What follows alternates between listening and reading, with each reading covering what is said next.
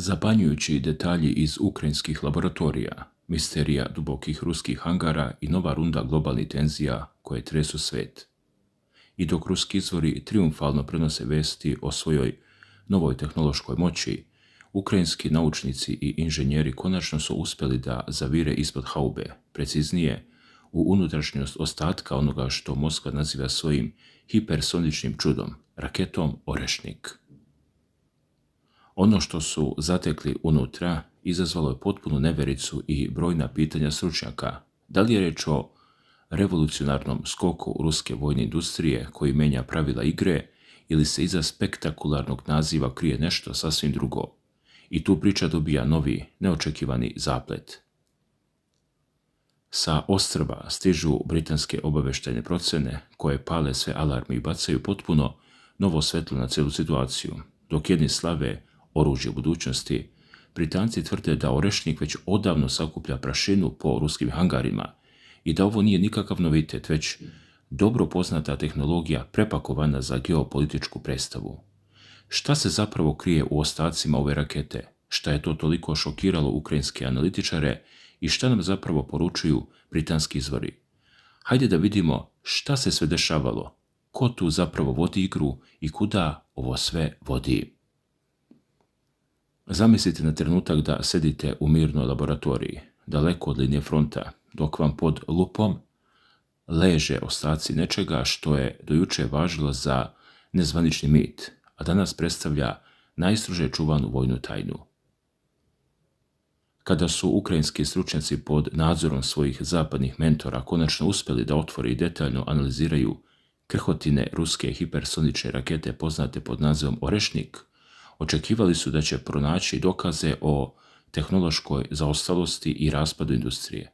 Umjesto toga, prema navodima i tvrdnjama medija i izveštajima koje prenosi RBC Ukrajina, pozivajući se na Vladislava Vlasjuka, savjetnika ukrajinskog predsjednika Volodimira Zelenskog, zatekli su prizor koji ih je ostavio u potpunoj neverici i izazvao pometnju među zapadnim analitičarima. Godinama unazad, vodeći zapadni mediji, uključujući CNN, gradili su sliku o Rusiji kao zemlji potpuno iscrpljenoj sankcijama, čija je vojna industrija navodno nije sposobna da proizvede ništa složenije od osnovnog naoružanja bez uvoznih zapadnih čipova. Međutim, detaljan pregled više od 1100 komponenti pronađenih u ostacima Orešnika srušio je tu fasadu.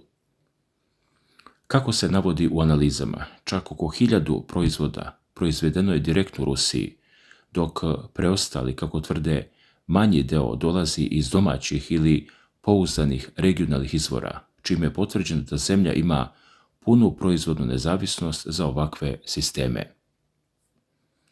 I tu dolazimo do ključne stvari koja je dodatno zapalila javnost. Dok su pojedini zapadni izvori u ranijim izveštajima pokušavali da ismevaju dizajn ove rakete tvrdnjama da su u njoj navodno nalaze zastarele vakumske cevi iz sovjetskog doba, kineski analitički list Sohu ponudio je potpuno drugačiji, mnogo ozbiljniji ugao gledanja. Prema mišljenju kineskih stručnjaka, ukoliko su ruski inženjeri svesno koristili proverenu tehnologiju vakumskih cevi, to nikako nije znak slabosti, već vrhunskog inženjerskog razmišljanja. Kako navode, takve komponente pokazuju izuzetnu otpornost na snažne elektromagnetne impulse i smetnje koje inače u potpunosti parališu moderne poluprovodnike, čipove u zapadnoj vojnoj tehnologiji. Ali ovdje priča se nastavlja, jer se u igru uključuju i obavještajni podaci sa druge strane La Manša. Prema procenama britanske vojne obavještajne službe, razvojni sistem Orešnik, koji se po svojim karakteristikama oslanja na ranije osmišljene projekte poput strateškog raketnog sistema Rubež RS-26 testiranog još 2011. godine, možda je bio spreman u ruskim hangarima mnogo pre nego što je javnost uopće saznala za njegovo postojanje. Dalje, britanski obavještajci ističu da je upotreba ovog sistema nad Dnjeprom imala za cilj snažnu demonstraciju sile kao odgovor na odobravanje zapadnih raketa dugog dometa ukrajinskim snagama. U tom trenutku postavlja se pitanje stvarne moći i dometa ovog oružja.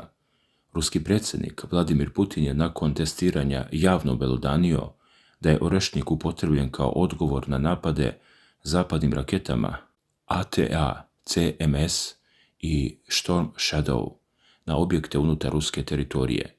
Putin je naglasio da ova raketa pogađa ciljeve brzinom od čak 10 maha, odnosno oko 3 km u sekundi, što je čini praktično neranjivo za sve savremene sisteme protivraketne odbrane koji danas postoje u svetu. Slične ocjene izneo je i vojni ekspert Andrej Klincević, koji ističe da zapadne evropske elite sada moraju dobro da razmisle da li žele da nastave sa opasnom eskalacionom igrom s obzirom na to da Rusija sada ima čime da odgovori. Sa druge strane, pojedini vojni analitičari poput Julijana Robkea iz njemačkog lista Bild tvrdili su da je upotreba ovako skupe eksperimentalne rakete preznak političkog pritiska i pokušaja zastrašivanja nego demonstracije čiste nadmoći. Sličnog je mišljenja i raketni inženjer Aleksandar Kočetkov, koji je za pojedine medije izjavio da je efikasnost ovakvog sistema bez nuklearne bojeve glave upitna, upoređujući njegovu preciznost sa klasičnim sistemima. Ipak, zvanične procjene i infografike koje objavljuju stručni kanali poput Military Watch i ostali pokazuju da se unutar dometa Orešnika nalaze gotovo svi glavni evropski gradovi, pri čemu bi vreme leta do primjera radi Londona iznosilo oko 19 minuta, a do Berlina svega 11 minuta. Dragi gledalci, ova visoka tehnološka dostignuća prate i nova naučna otkrića unutar domaćeg odbrambenog sektora. Prema rečima Mihaila Kovalčuka, predsjednika Nacionalnog istraživačkog centra instituta Kurčatov, rad na stvaranju Orešnika zahtevaju razvoj potpuno novih materijala sposobnih da izdrže ekstremne temperature do 2000 stepeni Celzijusa, što predstavlja ogroman iskorak koji otvara vrata daljem napretku u visokim tehnologijama.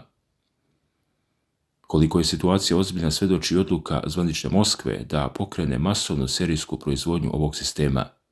Tokom sastanka u Kremlju sa rukovodstvom Ministarstva odbrane, komandant strateških raketnih snaga Sergej Karakajev predložio je potpuno usvajanje i širenje ovog naoružanja, na što je predsjednik Putin odgovorio potvrdno, proglasivši Orešnik pouzdanim garantom suvereniteta i teritorijalnog integriteta države uz napomenu da se u pozadini razvija čitava linija sličnih sistema srednjeg i kratkog dometa.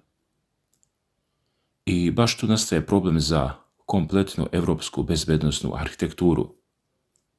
Odluka Sjedinjenih Američkih Država da se još 2019. godine povuku iz sporazuma o nuklearnim snagama srednjeg dometa koji su 1987. godine potpisali Mihail Gorbačov i Ronald Reagan, trajno je srušila decenijama građenu ravnotežu. Optužujući Moskvu za kršenje sporazuma, Vašington je otvorio put novoj trci u naoružanju, na koje je Rusija odgovorila upravo razvojem sistema poput Orešnika. Sada dok se serijska proizvodnja zahuktava, a zvaničnici najavljuju da će svaka upotreba ovakvog oružja biti propraćena jasnim pozivima civilnog stanovništva da napusti ugrožene zone, čitav kontinent sa zebnjom prati svaki novi potez velikih sila. I dok se u evropskim prestolnicama i dalje sabiraju utisci o dometima i udarnoj moći ovog sistema, preko okeana, u Sjedinjenim Američkim Državama situacija se posmatra kroz potpuno drugačiju, hladnu obaveštenu vizuru.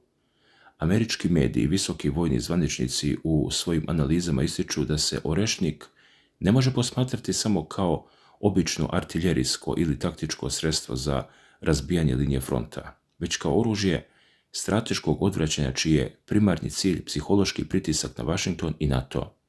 Prema izvještajima američkih obaveštenih službi Pentagona, koji su više puta naglašavali ovu dimenziju, Kremlj ovim potezima jasno stavlja do znanja da je granica klasičnog sukoba ozbiljno rastegnuta. Američki generali i vojni stručnjaci u svojim procenama otvoreno upozoravaju da brzina koja prelazi 10 maha i mogućnost nošenja višestrukih bojevih glava predstavljaju noćnu moru za postojeće sisteme protivraketne odbrane na europskom tlu. Slične ocjene dolaze i iz redova američkih zakonodavaca, pa je tako prema navodima medija član odbora predstavničkog doma SAD-a za obavještajna pitanja Jim Himes tokom posjete Kijevu potvrdio da američki stručnjaci u saradnji sa ukrajinskim kolegama danonoćno analiziraju svaki delić preostali komponenti kako bi odgonetnuli do kog nivoa je ruska namenska industrija uspjela da zaobiđe sankcije i osigura samostalnost. Pa ipak, dok jedni u Washingtonu upozoravaju na opasnost od nove trke u naoružanju i širenja eskalacije, drugi krugovi unutar američkih analitičkih centara naglašavaju da je broj ovakvih projektila u ruskim skladištima i dalje ograničen, te da se lansiranje koristi dozirano sa jasnim političkim i simboličkim tajmingom. Ali ljudi moji, stanite na loptu i pogledajte ovo malo bolje, jer ovdje se ne radi samo o suvoparnim tehničkim specifikacijama i izveštajima Pentagona. Kada pogledate kako se ova priča odmotava pred našim očima, shvatate da živimo u vremenu u kojem se pravila globalne igre menjaju preko noći. Koliko ste puta do sada čuli priče o tome kako je nekoj sili odzvonilo, kako joj se ekonomija raspada i kako više nije sposobna da proizvede ni običan ekser bez zapadnih dozvola. I onda iz tog navodnog mraka izolacije sevne projektil koji natera kompletno rukovodstvo u Washingtonu, Londonu, a i Briselu da vanredno sazivaju sednice i mere vreme leta do svojih prestolnica u minutima. Pa zar to nije lekcija o kojoj vrijedi dobro razmisliti? Pazite sad ovo, zapadni mediji i analitičari će vam uvijek ponuditi dva ugla. Ili je u pitanju nepobedivo čudo koje ruši sve pred sobom, ili u pitanju obična skupa igračka i politički manevar onih koji navodno nemaju šta drugo da ponude. Ali istina, kao i obično, leži negdje između. Kada ruski vrhovni komandant otvoreno prizna na ekonomskom forumu da se pojedina lansiranja služila i tome da se dronovima izmeri svaki metar i zabeleži tačan udar razdvojivih blokova za buduće operacije, onda vam je jasno da se tu ništa ne prepušta slučaju. To više nisu igrice za jednokratnu upotrebu, već hladna, proračunata strategija u kojoj svaka strana meri svaki korak na ivici provalije. I tu dolazimo do onog najvažnijeg dela za sve nas koji ovo pratimo i živimo u ovom delu sveta. Evropa se danas nalazi u situaciji kakvu nije vidjela decenijama unazad.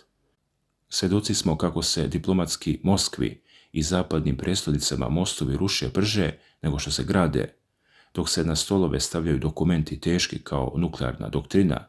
Pitate li se nekada kuda sve ovo vodi? Da li su ovi potezi samo posljednji trzaj opasnog nuklearnog pokera u kojem niko ne želi prvi da trepne, ili svjedočimo rađanju potpuno novog globalnog poretka u kojem staro pravilo sile ponovo kroji sudbinu malih i velikih? Baš zato je bitno da otvorimo karte do kraja. Kakva je vaša procjena? Da li zapadni lideri zaista veruju da mogu da nastave ovu igru bezbedno iza svojih granica ili nas sve zajedno vode u pravcu iz kojeg povratka više nema? Dragi gledalci, da li ovo oružje samo privremena demonstracija sile ili prijetnja koja će dugoročno preoblikovati bezbednosnu kartu sveta? Šta nam donosi sutrašnjica i da li ćemo godinama pred nama sve češće slušati o ovakvim sistemima na nebu iznad Europe? Kada se sve ovo sabere i oduzme, postavlja se do ključno i pomalo zastrašujuće pitanje za sve nas koji živimo na ovim prostorima. Da li vi očekujete novu upotrebu orešnika u bliskoj budućnosti i da li po vama manje i slabije države poput Srbije trebalo u ovakvim turbulentnim vremenima da nabave, ponude ili razviju slično moćno naoružanje za sopstvenu odvraćajuću moć, ili nas to samo vodi u još dublji ponor? Napišite mi u komentarima šta vi mislite o ovome, jer svaka vaša procjena je važna. Ostavite svoje mišljenje ispod, pa se vidimo i čujemo u nekoj od narednih priča, analiza. Svako dobro!